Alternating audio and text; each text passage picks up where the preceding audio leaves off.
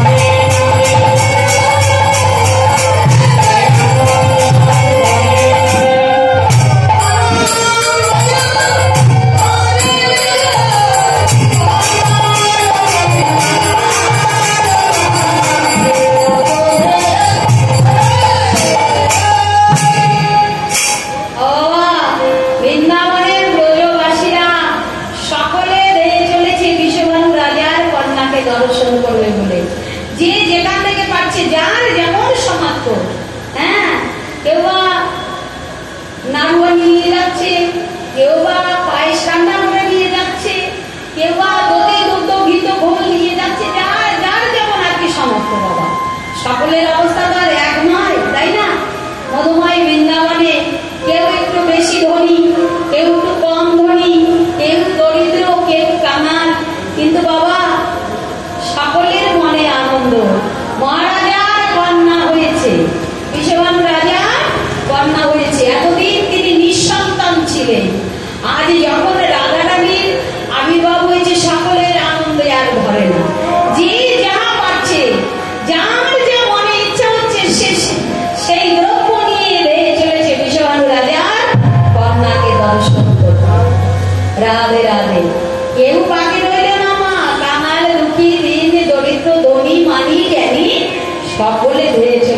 তাকে দর্শন করতে।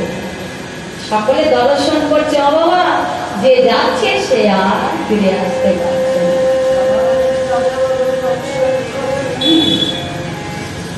যে একবার ওই আঙ্গিনায় রাধারানীর সুতিকা গৃহে যাচ্ছে সে আর পুনরায় ফিরে আসতে পারছেন না। যে যাচ্ছে সে সেখানেই থেকে যাচ্ছে। হরে কৃষ্ণ।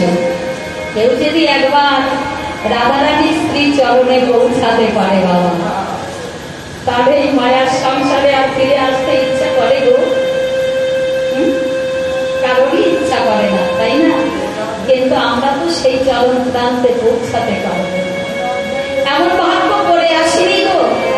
তবে রাধারানীকে জানাতে হবে, ও কৃপাময়ী, ও করুণাময়ী রাধে, তোমার স্ত্রীর চরণে তো পৌঁছাতে পারবো না, তবে তোমার চরণের দাসের অনুদাস করে রেখো। এ জন্মে নয় জন্ম জন্মান্তরে তোমার স্ত্রী চরণের দাসের অনুদাস করে রেখে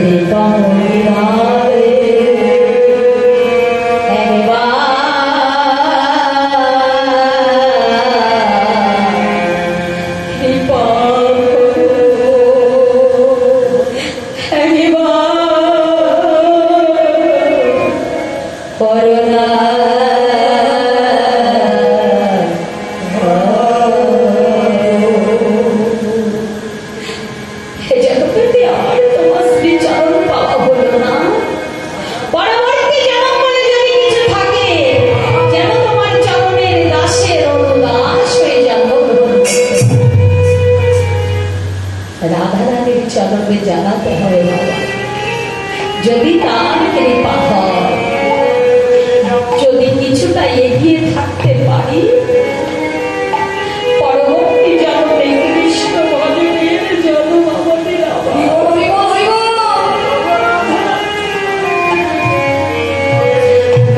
যদি কৃষ্ণ ভজনের জন্ম আমার যেন দুটি নয়ন জলে অর্থ আশায় মনের পথে পথে বড়ি